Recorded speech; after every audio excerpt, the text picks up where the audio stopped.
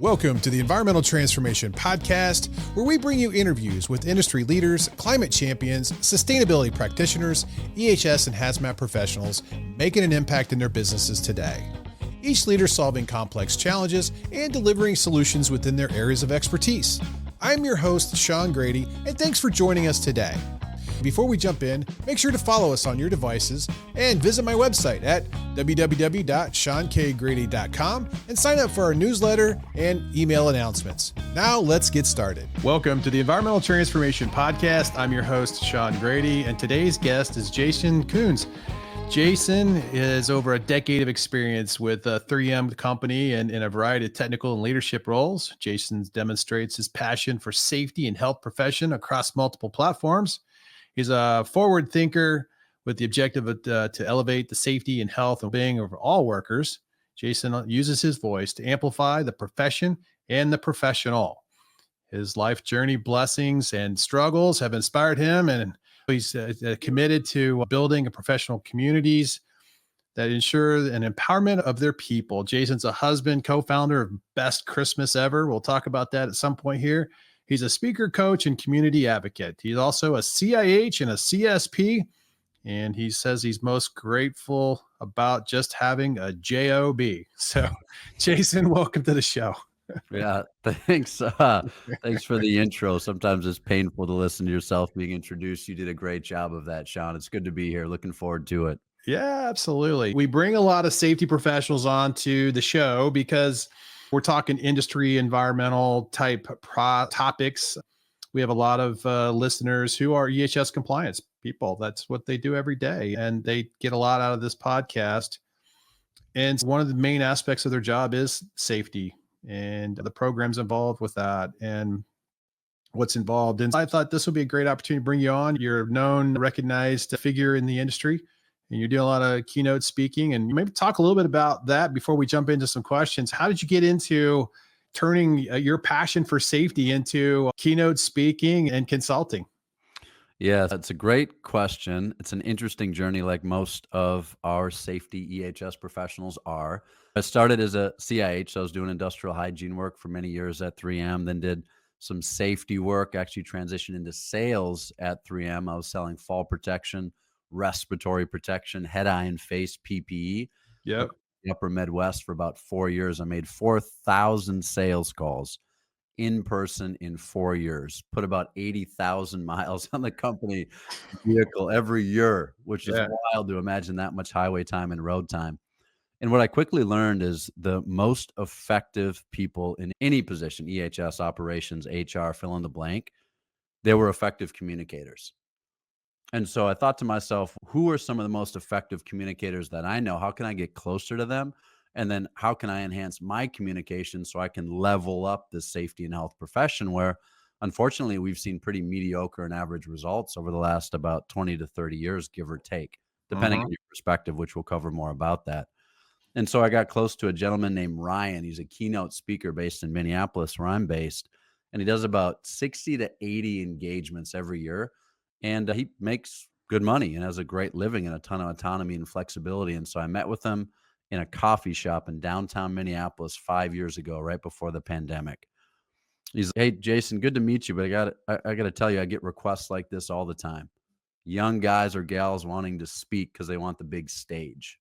I was like, "Ryan, that's not me. I don't want the big stage. I want to move the needle within a profession." And he said, "Okay, here's what you need to do.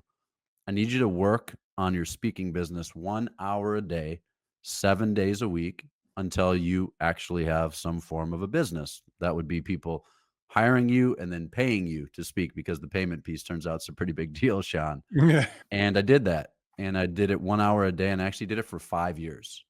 So 7 days a week, 1 hour a day outside of my work at 3M, working on a speaking business. And there was a lot of different actions and activities that look like, but thank goodness, thanks to Ryan, thanks to a lot of other mentorship and sponsorship, and thanks to a lot of hard work, today I'm grateful to say that 2024 and 2025 are pretty booked up with speaking engagements.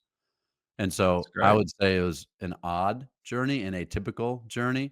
But I also think that if you have a vision in life, any type of vision, the clearer the vision, the fewer the options and the easier the decisions. And so luckily my vision was clear. And so the options were very few and the decisions were very easy. And that's how I ended up to this point where I'm keynote speaking most of the time.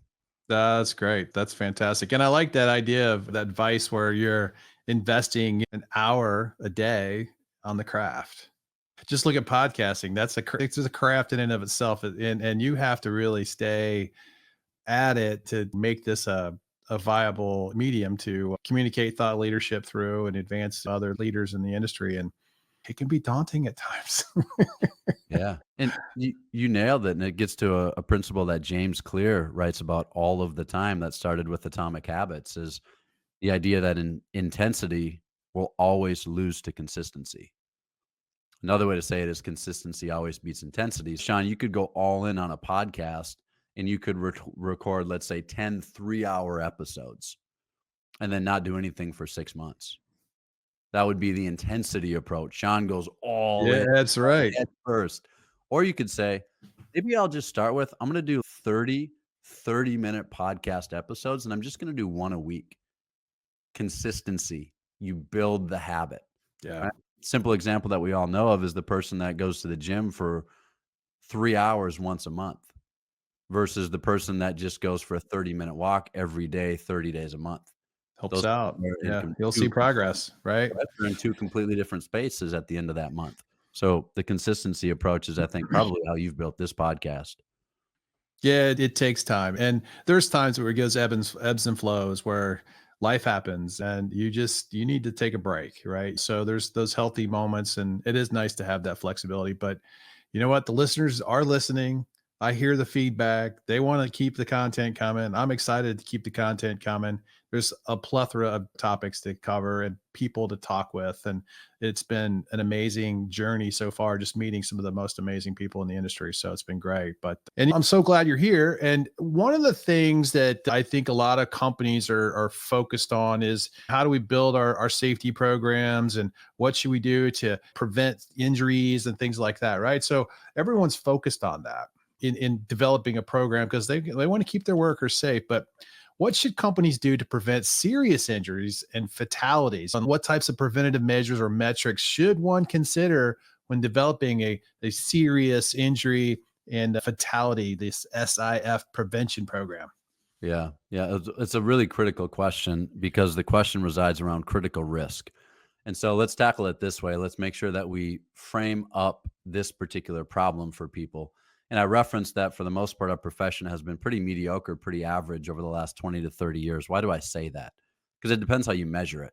If you look since about 1970, Sean, the minor incidents across the US, workplace incidents, of course, have consistently declined. So, what does that mean? So, that means more people are going home whole, less people are getting hurt. That also means that we're having less ankle sprains and less paper cuts.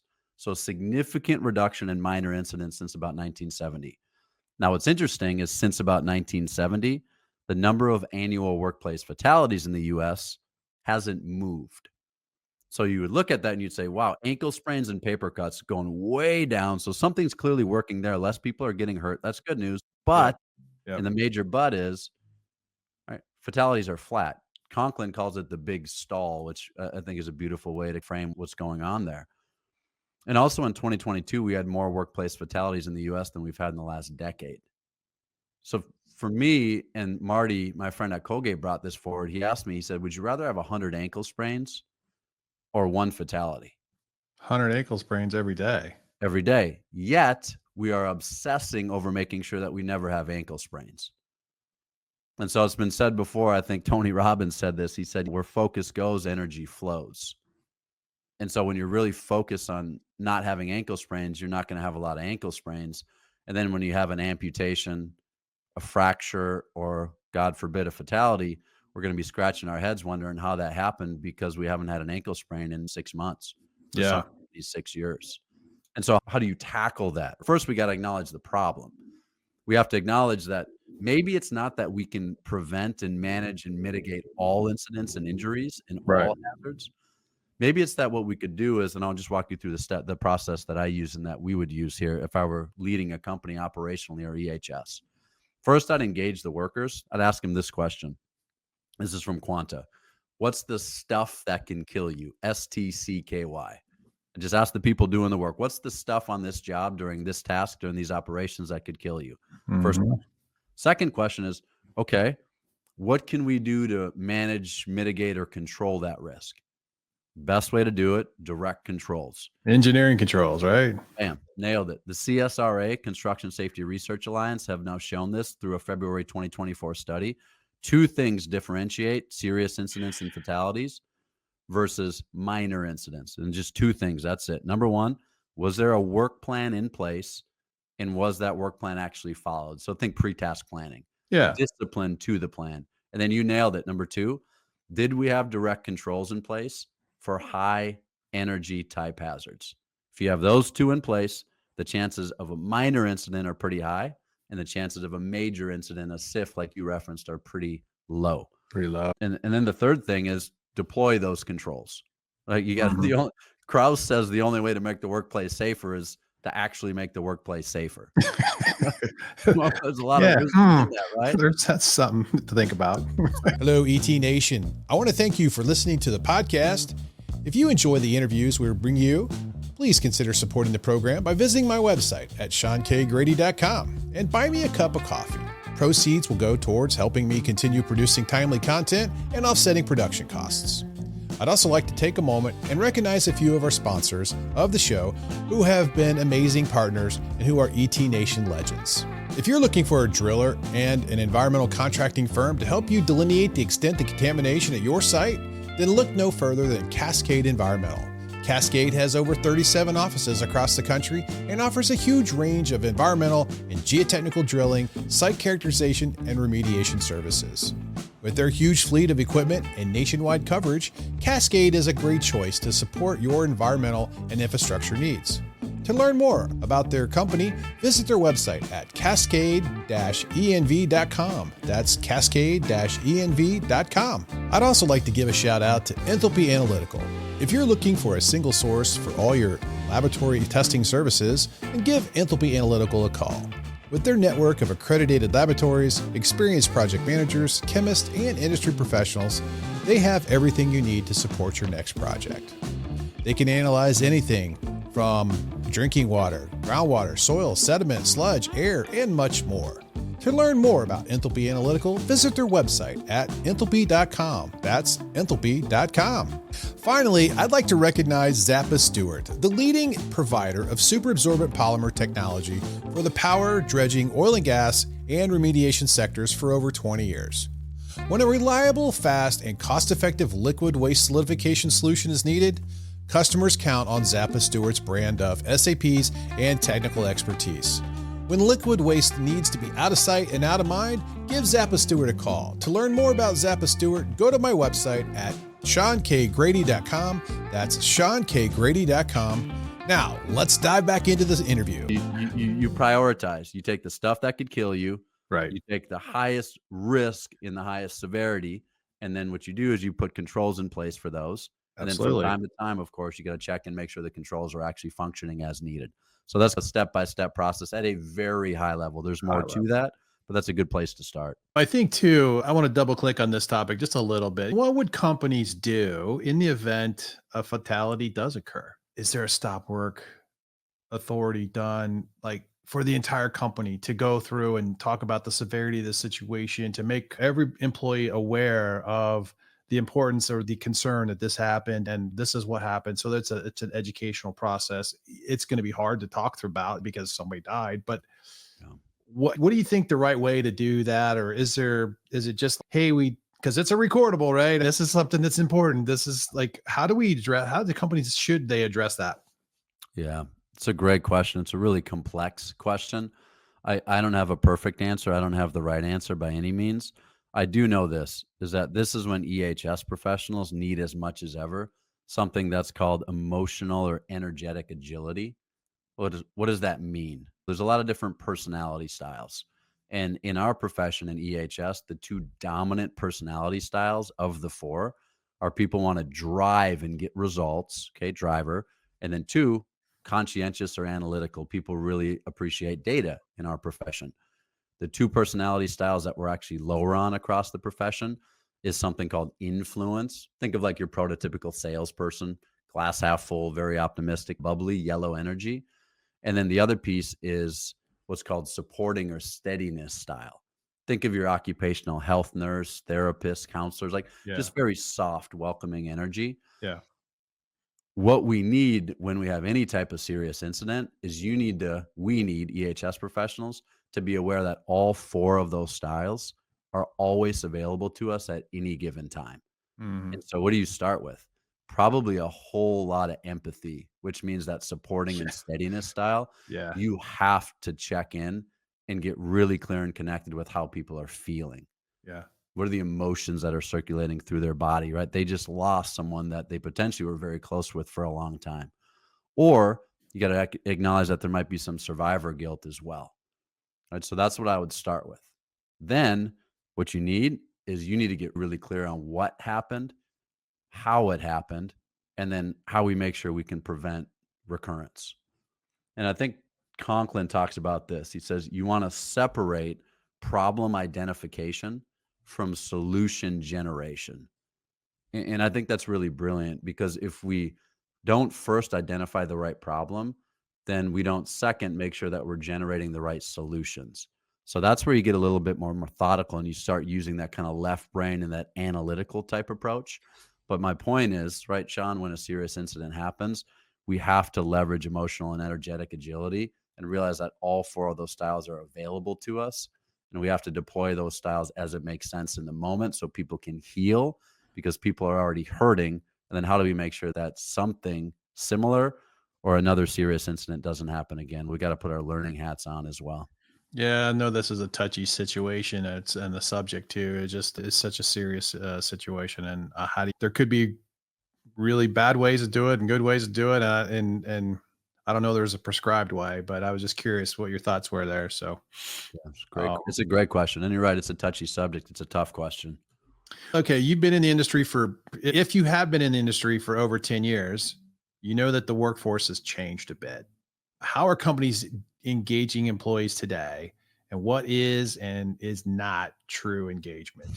Yeah, I love that question. I'll say this, over about the last 4 years or so, my final 4 years with the 3M company, I was in a corporate role and my title was culture activation lead. What in the world does that mean? It it means that I was responsible for our global operations and engaging the workers in those global operations. So big company, 300 plus sites or so, give or take, and about 50,000 people or so in operations. So my focus for 4 years was how do you actually engage people Mhm. in a meaningful way? And I think it's important to define engagement. Tony Mashara told me this the other day. He said, Jason, engagement only happens if more than one person learns. That's engagement. All right. And so the engagement that we're referring to here is frontline, sharp end of the stick, worker engagement. And how do you do that? How do you do that? Number one, it has to be consistent, like we referenced. It can't be intense. You can't go out one day a week for 8 hours and then not be seen for the next 2 to 3 weeks, no Yep. matter what your position is. For 3M, our goal was 30 minutes every single day if you're in a salaried role, frontline supervisor up to the plant manager, minimum 30 minutes every single day. First, deepening trust with the workforce. So some people consider that small talk. To me, it looks like a handshake, checking in with them personally before we get to the professional piece of things. And then getting really curious, leading with humble inquiry. I think Edgar Schein, I think, coined that title, asking open-ended questions. Hey, what's really hard to do the right way and really easy to do the wrong way out here? Gets that system design. Where do we have a dumb Yeah. system? Or you could leverage the 4 Ds from Brent Sutton. I think it's something like, what's the dumbest thing we ask you to do here each day? And get some honest responses from the workers. I think the Yeah. others can, what's difficult, what's dangerous, or what's different than it was yesterday. Yeah. One of my favorites also is, tell me what's going to be the next incident out here, and then where is that incident going to happen? And the workers are like, "Wow, I hadn't really thought about that before." We usually don't talk about incidents because, knock on wood, we haven't had one in 9 years. That's a pretty crappy strategy for making sure that you don't have another one. Is just a knock on wood. Because the less we engage the workers and talk about what could go wrong, the more will go wrong. Yeah. But the more we talk about incidents, the less incidents that we'll have. That's my definition of engagement. What engagement is not.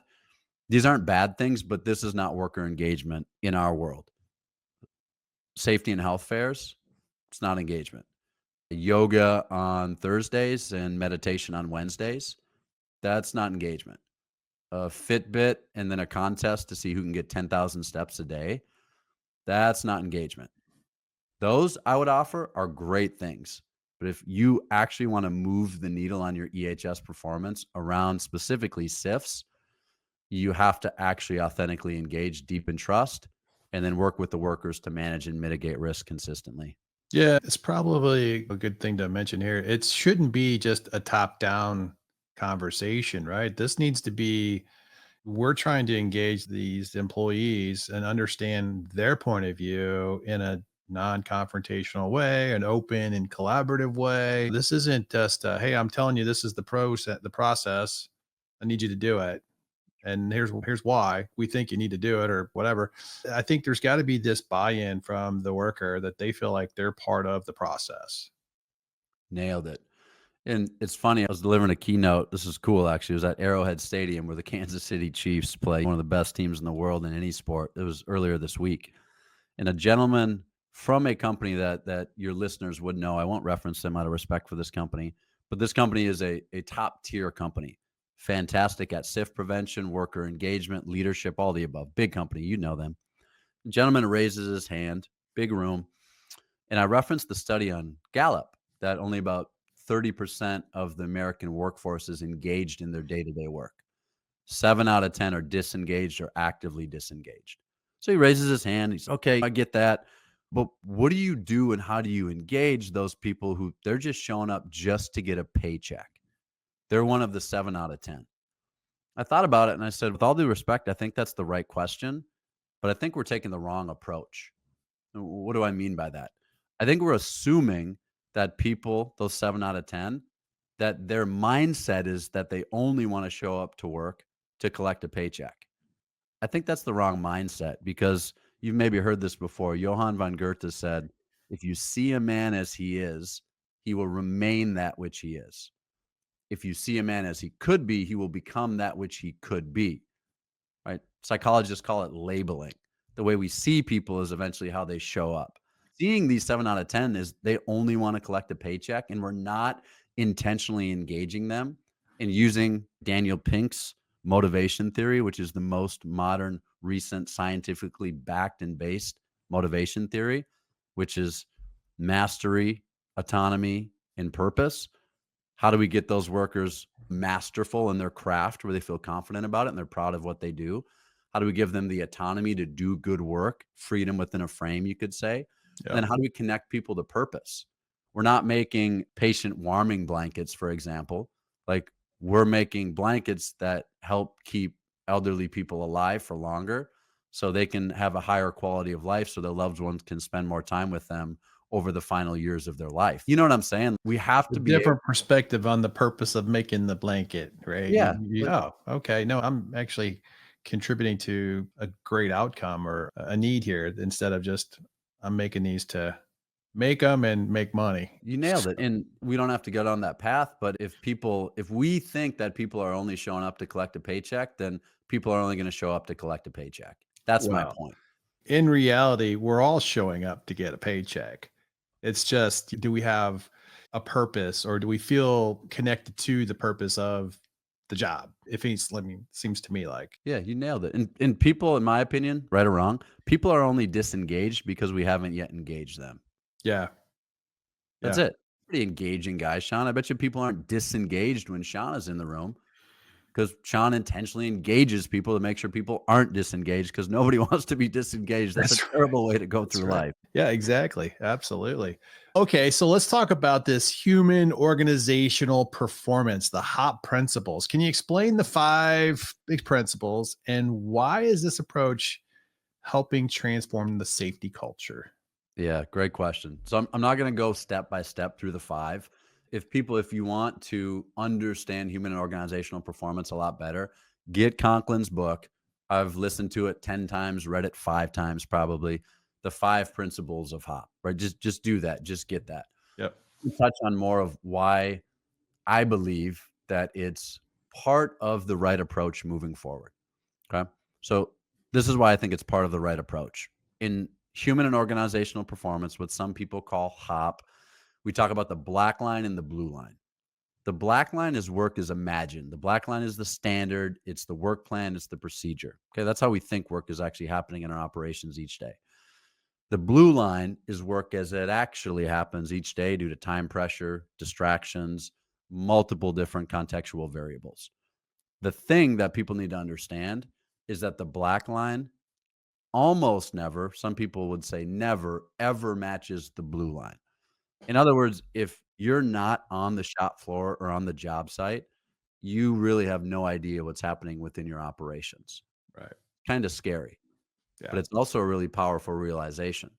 Because the way we can better understand the blue line work as it gets done is to build a foundation of trust within our operations. You do that through authentic engagement, which we've already talked about how to do that. You also do that by following through and following up on workers' concerns. But then this is one of the most important things that people miss is once you actually understand what's happening within your operations, this is one of the performance principles. How leaders respond matters. So, we've all seen these new AI cameras that just integrate right into the security systems and cameras. That's great. Unless you don't have an environment, a culture, a foundation of trust. And unless your leaders haven't been coached on the HOP principle, how leaders respond matters. Because all they're going to do is they're going to see what's actually happening. They don't want to play the blame game, right? They're going to blame and punish instead of learn and improve. Yeah. And then now you're not going to get trust and deepen trust. You're going to deteriorate and then destroy trust within your operations. So I think the biggest thing for people to understand about HOP is to get really clear on what the blue line is, and then to make sure that you respond in a way that creates more openness within your operations versus more, I think Corey Pitzer says, you have a culture of openness or a culture of risk secrecy. And I think it's Clive Lloyd that says you can't fix a secret. And if you blame and punish once you hear about one secret, guess what? You're never going to hear about another secret. When I started in the industry, behavior-based safety was the big programmatic approach to doing safety right. How does that fit in now into today's culture? Yeah. So let me just I'm going to touch on BBS specifically because there's a lot of very strong opinions on BBS. And I want to pull this up because this is really key, and it's related to the study I referenced earlier from the CSRA, Construction Safety Research Alliance. I'm going to reference a very specific part, and I'm going to quote that study here in just a minute. But I want to reference this. I don't think BBS is a bad thing by any means. Okay? I think BBS alone, the data is pretty clear that it does reduce incidents. It just doesn't necessarily reduce the most significant incidents that cause the greatest human and organizational suffering. I would say what we need to consider is how we couple things like behavioral-based approaches. I'm not going to say BBS or behavioral-based safety. Maybe we need to just couple things that worked from things like behavioral-based approaches with more modern approaches like direct controls on the stuff that can kill you. That's what I'm saying, to create fail safe-ish operations, right? Where when people do make mistakes, we have capacity around them that absorb those mistakes. So I'll give you an example, because that's when I heard that for the first about 5 years, I didn't connect the dots until I started asking this question. I'd have a group in front of me, Sean, and I'd ask this question. If any of you got the call right now that someone had just fallen off your roof, is that a good thing or a bad thing? And what do you think everybody said, Sean? Probably is a bad thing. It's a bad thing. Like, it's just initial reaction, right? I'm in EHS or I'm in operations and someone just fell off at home off my roof, or at one of my sites, someone just fell off my roof. Yeah. I was like, it's not necessarily a bad thing, because as long as you have people working at height in your operations, inevitably someone will eventually fall. And so what questions do you have? And then we start having a conversation. Did they have a work at height permit? Were they wearing fall protection? How's the worker doing? Did we get them down? Did we have a rescue plan in place? And I frame up for them that Yeah, we did. We had a work at height permit in place. Pre-task planning was robust. We had supervisors sign off. We had a competent person on the job site. Mm-hmm. The worker was trained. They were qualified, right? They inspected their fall protection ahead of time. They fell. Unfortunately, we had fall arrest instead of fall restraint, that's debatable whether that was the right or wrong decision. But either way, we had a rescue plan in place. We saved them within about 9 minutes or so. We had suspension trauma straps on every single fall protection harness, which I think should be an industry standard. And so that worker was able to be up there for 9 minutes with no pressure on their femoral arteries. And we got them down safely, and we gave them the rest of the day off because they He's a probably little need to dramatic, a little stressed change out. their shorts and some other things, but they lived Shocking. to work another day. Yeah. That's what it means to fail safe. That's what it means to have capacity within your operations to absorb human error. As long as you have people doing hazardous tasks and activities, something bad will happen. Yeah. Have Yeah. you created environments that allow it to happen? Now, let me just reference back to BBS, right? This is what this study suggests. Okay. The results suggest that although human factors are prevalent causal factors of incidents and injuries, they are not differentiators of serious incident and fatality events. The implication is that generalized safety practices that focus on human behavior might be important for injury prevention broadly, but they likely do not help to target serious incidents and fatalities directly from a very robust study by a very credible organization. Again, how do we make sure that we actually have the direct controls and the robust work planning in place and not just rely on the humans to be perfect every day? Yeah, exactly. Yeah. Where does the life-saving rules strategy come in here? Because that's another piece that has been coming to the forefront with a lot of companies. Yeah, there's a lot of opinions on that as well. Golden rules, critical life-saving rules. Some people call it like the hateful eight. There's a lot of like really crafty names for it. I don't know. Yeah. I think if we're gonna have things like that, I think what we need to do is couple, and I think Conklin's probably said this before, we need to couple the controls with the rule. For example, it's not just that work at height is the critical task. Like you see those icons all the time where you have a little icon with a person with the fall protection harness on it. This is one of our golden rules. And it's not really a rule. You That's just smart identified, safety. yeah, you just identified that work at height is a problem for you and there's critical risk because you do work at height. That's not very helpful. The point that again I think Conklin makes was how do you couple controls to the high energy tasks that you've identified are precursors to serious incidents and fatalities? Again, you identify what the high energy tasks are. You could say the life saving type activities or dangerous tasks, the sticky tasks. And then how do you make sure pre task that you have the controls in place to make sure that people can do those high risk, high risk activities and tasks safely? I think that's where industry is headed.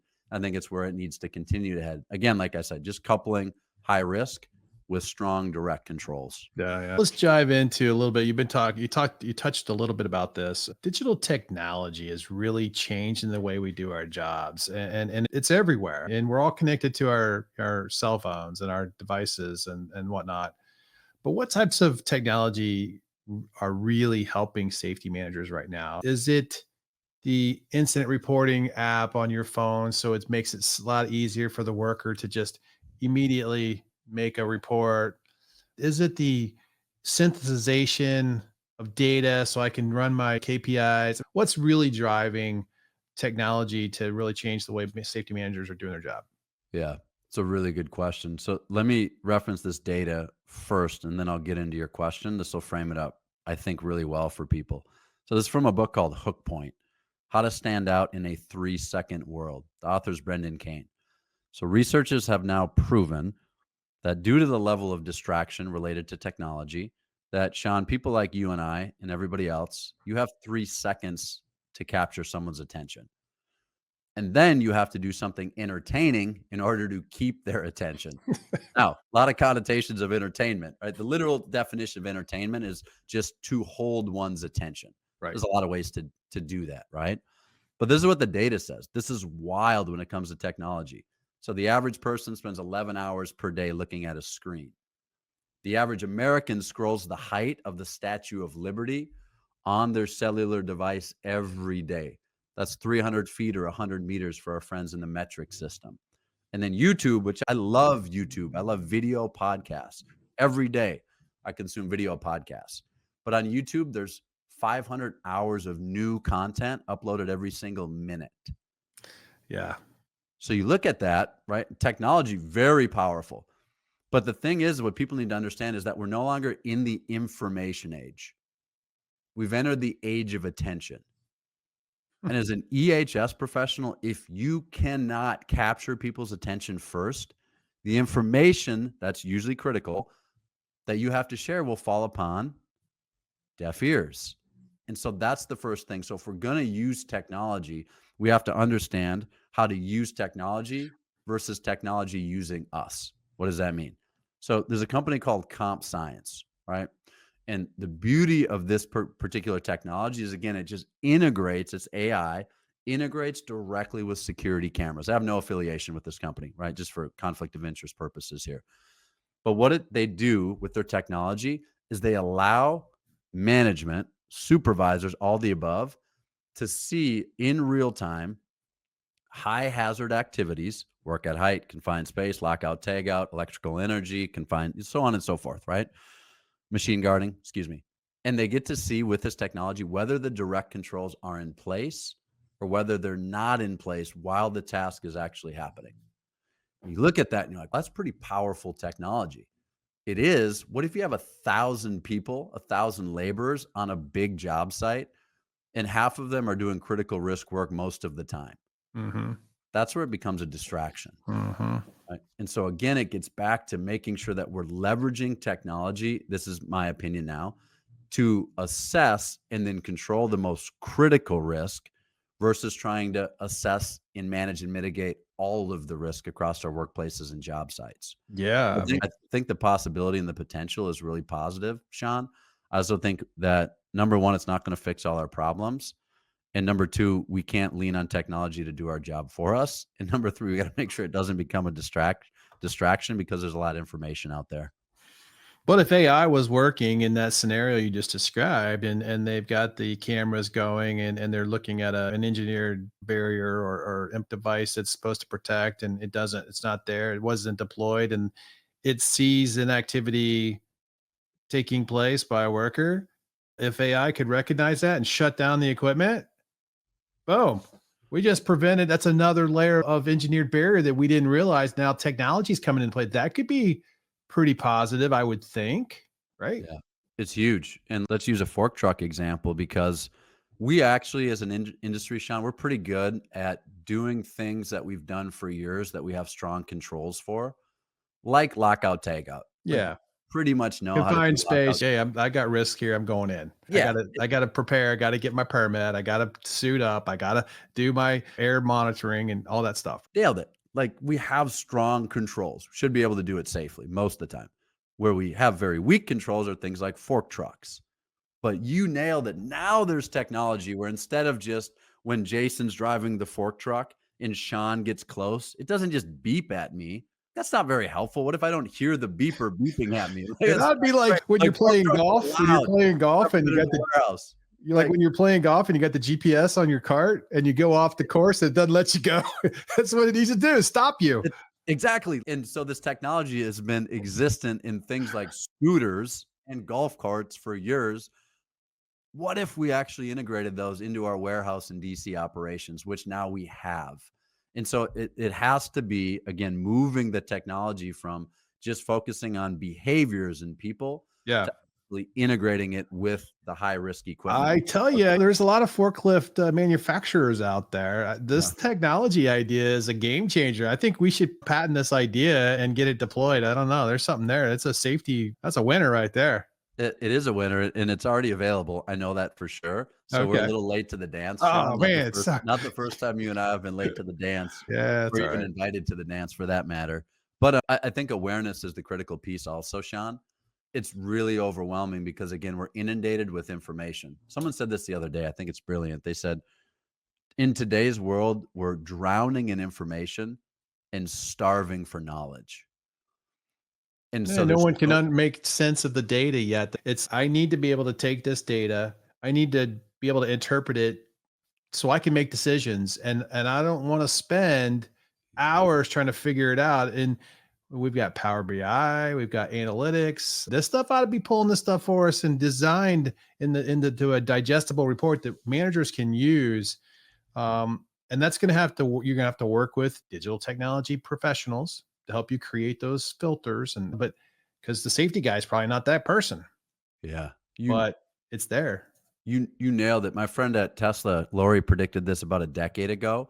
She said that the future of EHS has to include data scientists Oh yeah, on the EHS team. Best absolutely. companies in the world right now, Sean, they have a data scientist reporting directly to their vice president of EHS. Because you're right. Can you imagine EHS professionals, most of us digging through all of this data and these Oh reports, yeah. these power, like some people like to, but what if you had someone that's actually trained, educated, and an expert in that space do that and it totally fulfills them? Then you're going to move the needle and use technology, make sure it doesn't use you and not get overwhelmed by all the information and have the right knowledge. You just need to have, like you said, that technology expert with the SME that works together to pull it together. Yeah. And because the technology person, they're great on the tech, but they don't understand the rhyme or the reason or why I need the data in the format it needs to come into. That's the SME.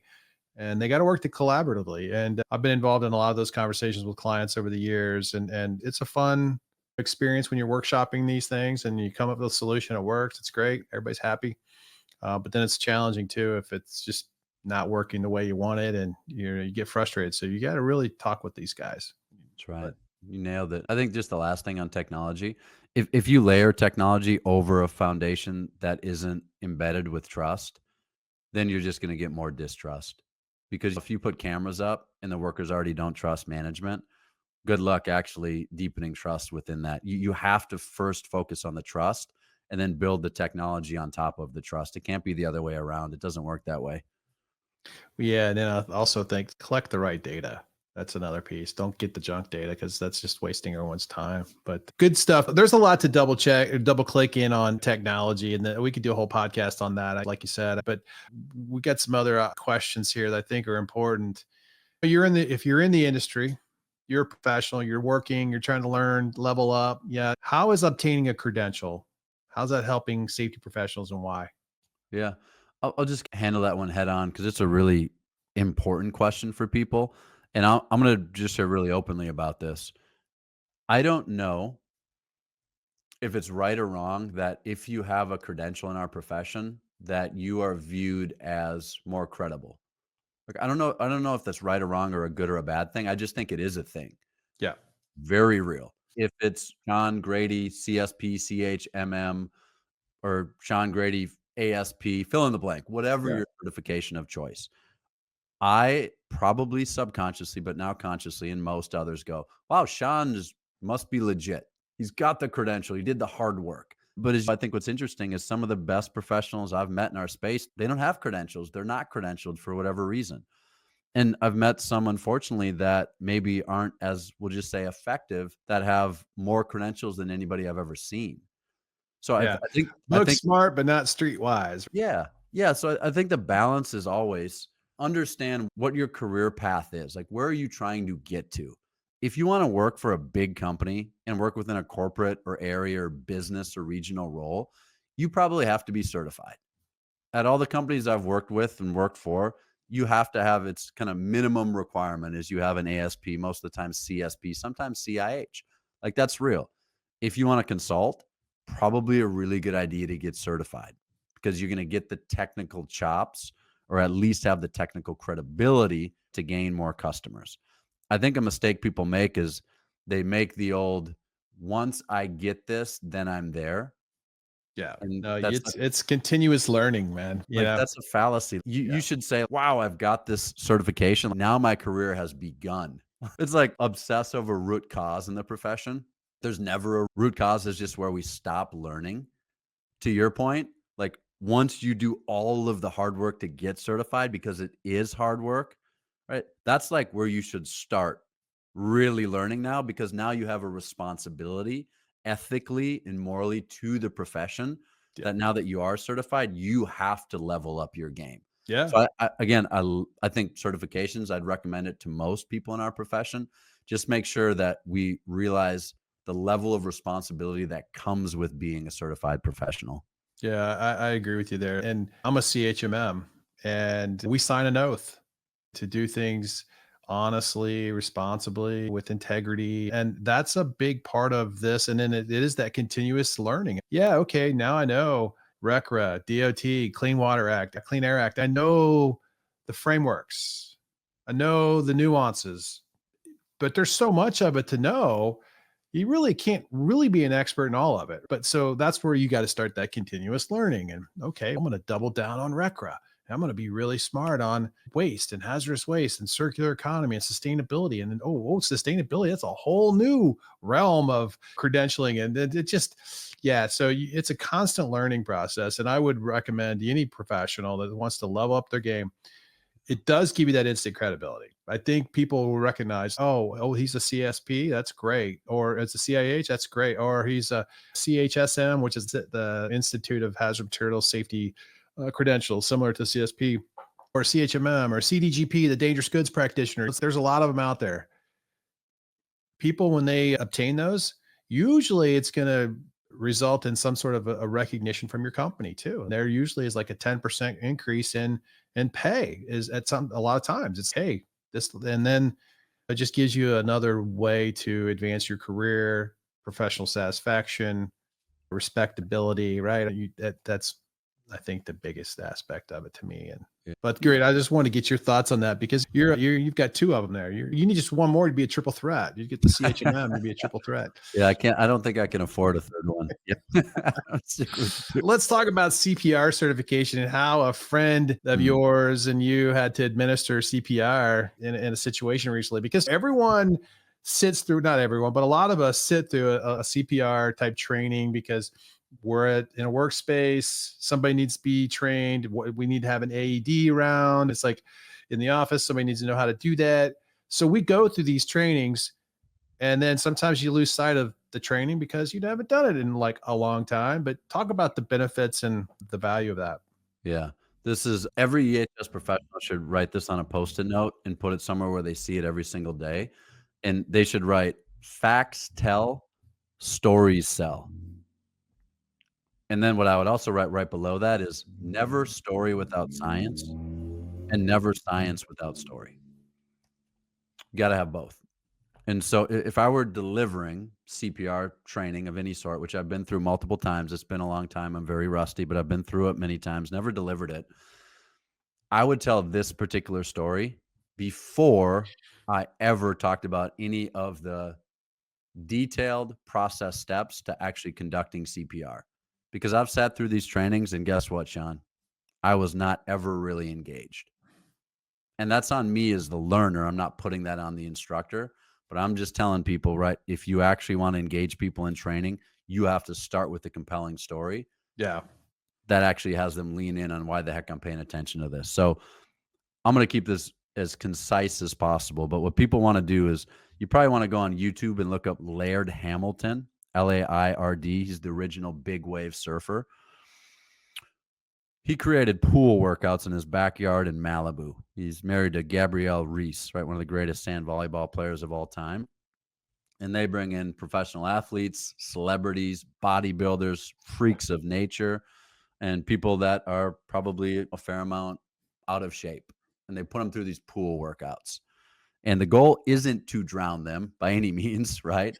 But the goal with the workout is for your brain to think that you are drowning, so you can actually perform under pressure.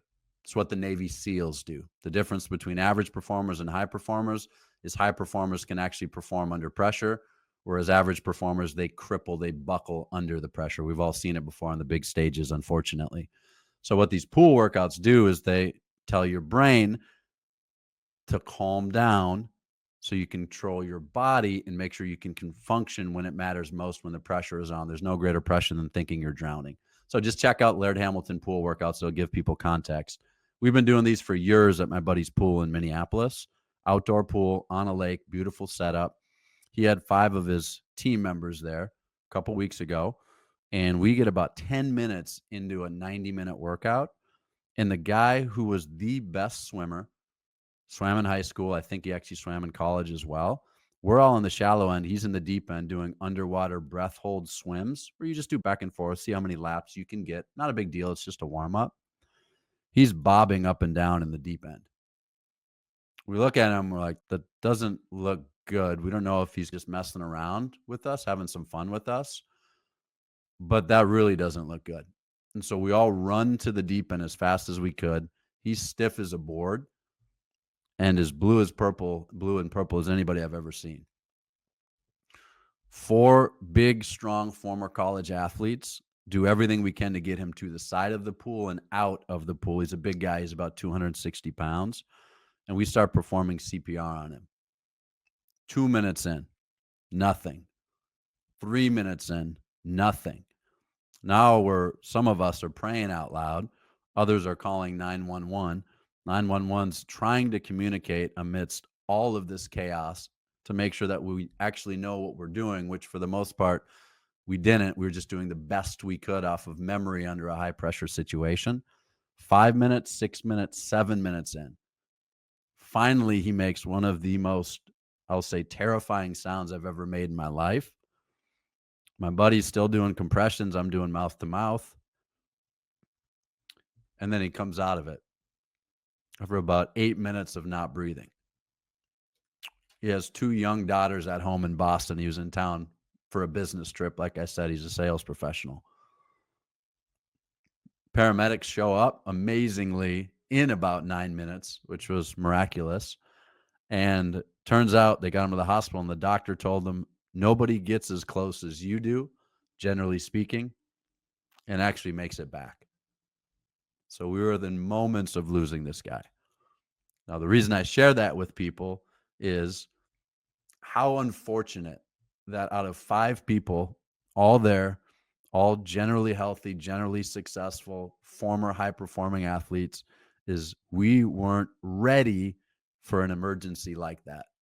In other words, we didn't have a plan in place, nor were any of us truly CPR certified as of late.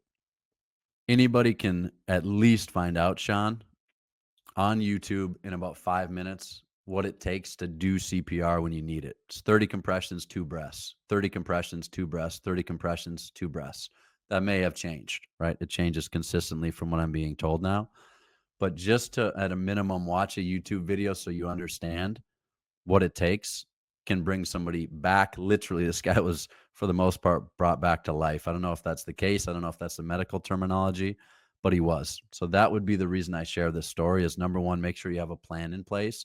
And then number 2, for you personally and responsibly, individually, that is, make sure that you at least have some extent an idea on how to perform CPR. Yeah, thanks for giving me the space to share that, Sean. I haven't shared it publicly. That's great. Yeah. It is important. And like you talked about, it's that engagement piece that there's a need. There's a reason people need to know this. And yeah, I know when I took it, I had just probably the last time I took it, I just had one of my daughters. So this was definitely about 20 years ago. And there was how do you administer CPR to an infant? And I was really engaged in learning about that because I wanted to know, just in case she was in a situation where I needed to administer, because that's a baby versus a normal human size adult. So it's it's a little different. So it was important for me, but yeah. So take these moments and these trainings seriously. I think people who are listening. Another thing I think that I see, another topic that's really hitting the industry, is mental health. That seems to be a front of mind topic with many employees today. How is safety professionals addressing these concerns as part of their health and safety role? I'd be curious to see how they're weaving that into their job duties. Yeah, it's a really tough one because Sean, the EHS professional sometimes becomes the EHS plus security, Plus environmental, plus environmental, plus sustainability. HR, plus Yeah, ESG, right. plus Yeah, sustainability. right. So it's really tough to just all of a sudden say, all right, and now you are the mental health advocate. Really? What does that mean? What does that? I would leverage it similar to, and I'll use the example of the CPR example. We at least at a minimum have to understand how to engage people who might be struggling. And then let's say get them to a professional. But I'm not even going to take that response or that approach to your question. I would just say at a minimum, we should probably understand how to engage someone who's struggling. But I think what we need to do in our profession, because I think people are really turnt and burnt right now, especially as a result of the pandemic and Yeah. EH, we need to make sure we're caring for our mental health. Right. It's such a cliche, you can't pour from an empty cup. Yeah. We got a lot of empty cups in the profession right now. And so a few things that people can do and should do. I've done this every single day for 5 years now since I found out about it, Sean, is a 10-minute walk outside before 10 a.m. Every single person in the world should do that. Why? Because what happens, our eyes only do two things. Number one, sight and vision. We all know that. But number two, what most people don't know is our eyes set our circadian rhythm. Dr. Andrew Huberman at Stanford University, Huberman Laboratories, has now proven that the single best thing any human being can do for your sleep, your mood, your wakefulness, your energy, your metabolism is to get natural light in your eyes early in the day. Aim for 10 minutes before 10 a.m. to make it very specific. What does that do? It literally, for the most part, starts your engine that is your body, which is the most complex engine on the planet. Yeah. That's what it does. So most people, they don't need another cup of coffee, right? They need a good night of sleep and some natural light in their eyes early in the day. And imagine this and believe this, the level of mental health, emotional connection, and physical vibrancy goes through the roof. But again, Sean, you can't just do it once or twice. People have to make this a daily habit. They have to turn this into consistency. So that's just one thing to do. The other thing's really simple. People got to sleep. Man, not sleeping is not a badge of honor to be worn. Yeah. It's clearly been proven now to take years off of your life, both health, length of life, and lifespan, the quality of life. It's detrimental to both. And then we got to really take a hard look. I don't want to be preachy here, but we really got to take a hard look at what we're consuming. When 75% of the calories in the grocery store in America today are ultra processed foods, Yeah. 75% of the calories in the American markets are, like I said, ultra processed. It's not real food. We got to take a hard look at that, and we have to train our next generation through modeling ideal healthy habits and behaviors about what it looks like to eat well, to sleep well, and to move well. And it's not just going to impact the next generation. It's going to impact generations to come who are future workers, our future leaders, our future politicians, the future people that are basically crafting the future of where this world heads. So it's a pretty important thing. Absolutely. I agree with that. Yeah. The food challenge is a real challenge. Go to any restaurant and you look on the menu and there's not a lot of really great food choices, right? Yeah. There are a few, but you really got to piece it together. It's not, oh, just give me a nice, healthy, entree here. So it's a challenge for people. Because Fast food's killing our society. yeah, it's part of it. I heard something the other day that, and don't quote me on this, don't cite this, someone will have to reference this, but some version of it's American youth that would qualify for the military. So I think 18-ish or so, only about 25% would meet the physical requirements right now to enlist in Yeah. the military. Yeah. To me, that's horrifying. And I don't know the level of qualifications. I don't know what the standard is. I'm sure it's not easy to get in, Oh, but yeah. the fact that only 1 out of 4 people would meet those qualifications, that's a red flag. And I believe that physical health also impacts mental health, Sean. If you feel good about yourself physically, you probably will feel a little bit better about yourself mentally. I Yeah, believe absolutely. that to be true. Yeah. And last point on this is when it comes to mental health, I also believe that you can't just think your way into a new way of thinking. You have to move your way into a new way of thinking. And so it's really hard for you and I, Sean, just to say, I'm going to go to the gym today. I'm going to go to the gym today. I'm going to go to the gym today. Hopefully you're saying that, but if you just go to the gym, even for 10 minutes, now what you're doing, it's like a brain hack. Your brain goes, maybe I am the type of person that actually goes to the gym. So the movement has to happen oftentimes before the motivation happens after the movement. And I think some people get that backwards. You got to really push yourself at times to keep that movement going. Like you wake up and you're like, oh, I don't want to get up and go to the gym at 6 o'clock in the morning. It's just, I want to stay here in my nice warm bed and I'm too tired. I didn't get a good night's sleep. And it's just, there's so many reasons or excuses or whatever. And it is hard. And as you get older, and I'm, I feel it every day. It's if I don't try to stay somewhat physically active and doing something, push ups, sit ups, run some miles, it's just, you just, you add on weight and you don't feel as good. And you're not your most productive self. So, You nailed it. And I think a mistake people make is they think it's just them. Oh, it must just be me. Like I'm lazy. Maybe it's just me. I don't want to get out of bed at 6 a.m. because it's nice and cozy. And I didn't want to get like, up this morning, but I like did. I gotta this. So this the Daily Stoic. I read it every single day. Ryan Holiday, right? Okay. Stoicism, one of the best daily devotionals I've ever come across.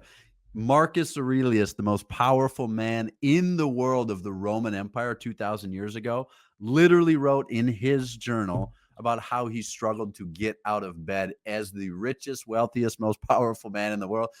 People just need to acknowledge it's not just them. There's It's nothing wrong with you it's if the you struggle human getting out of bed condition. at 6 a.m. Like, Yeah. you're a human being. It's okay. Yeah. And maybe you get out of bed at 6:30 instead of 6. You following me? Yeah. Everyone has to walk their own path that gets them to where they need to get to.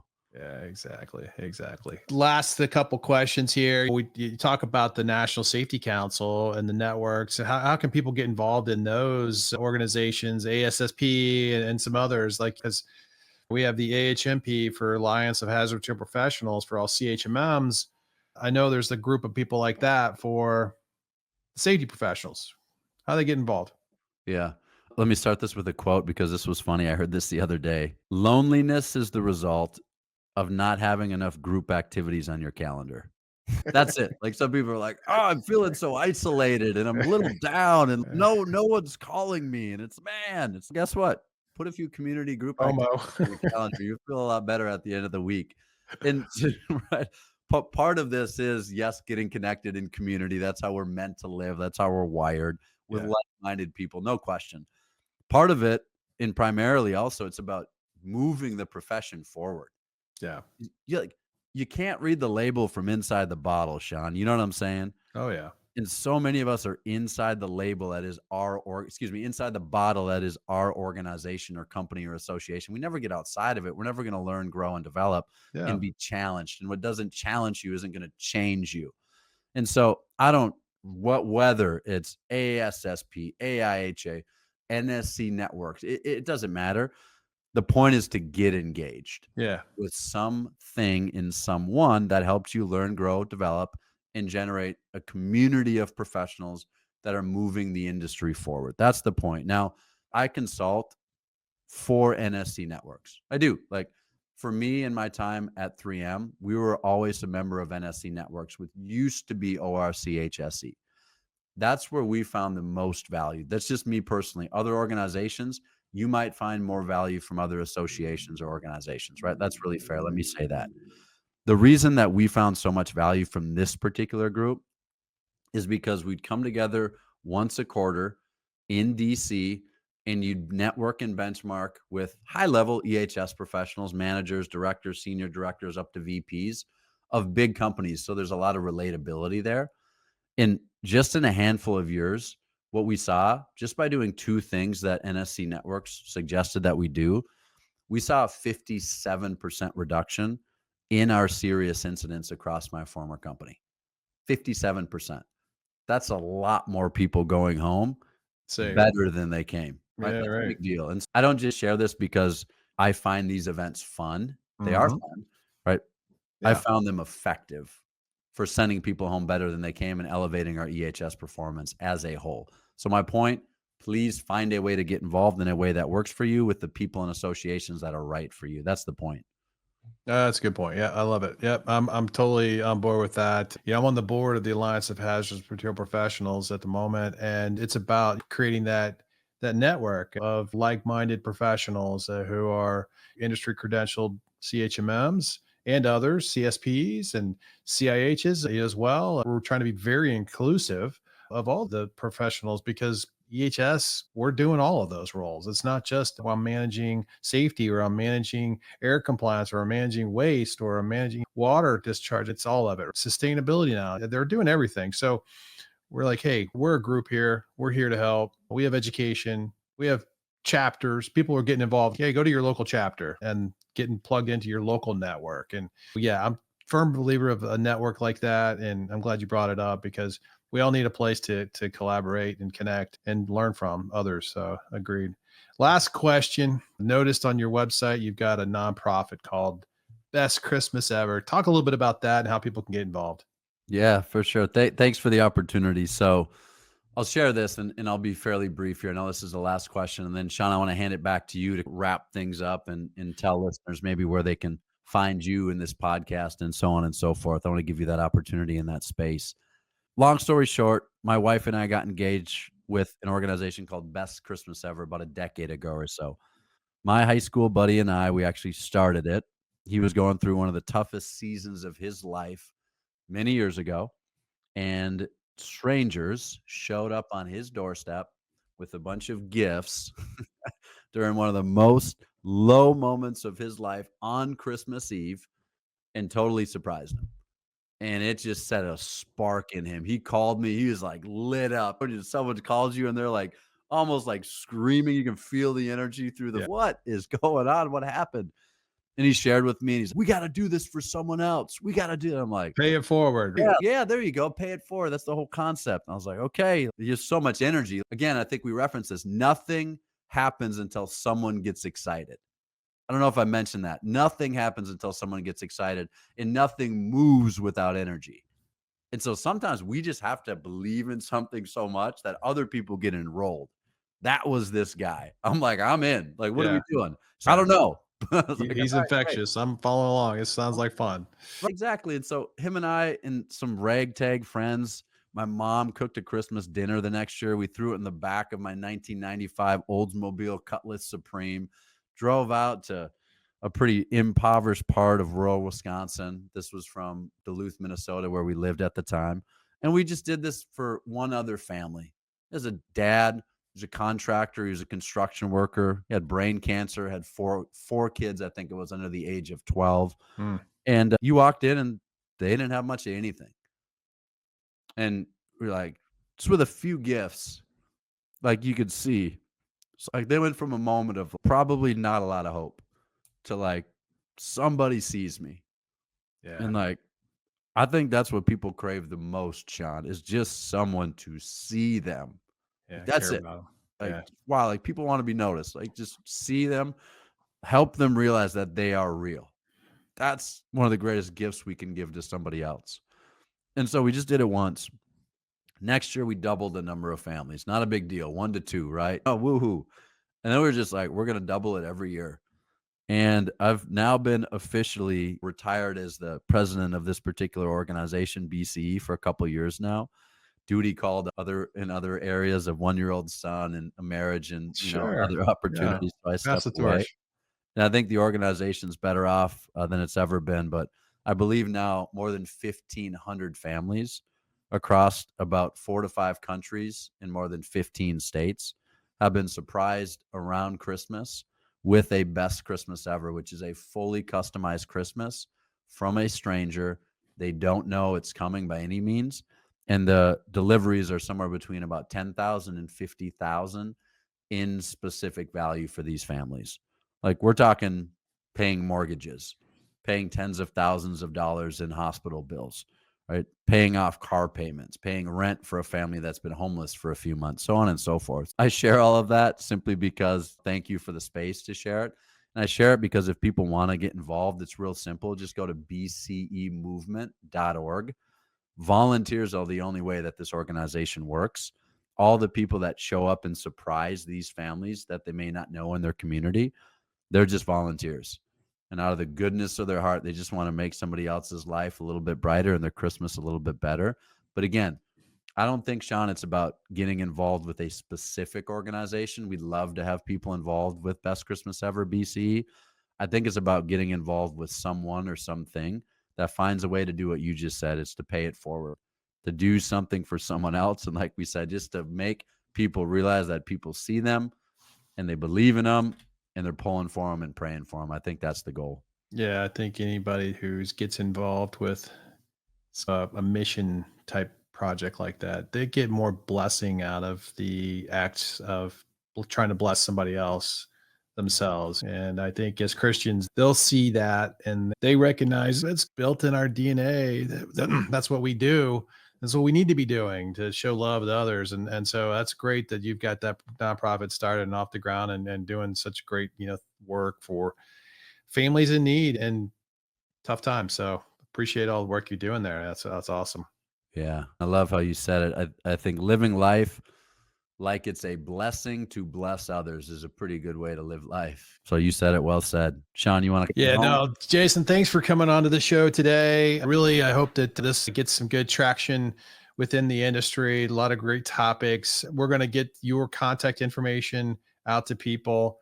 I know you're a sought after speaker, and I'm sure that people who sit in your sessions are pretty rewarded and on fire when they walk away. Hey, I'm going to go and get my employees engaged. Really glad you could come on and share with our listeners, the ET Nation, what you can do.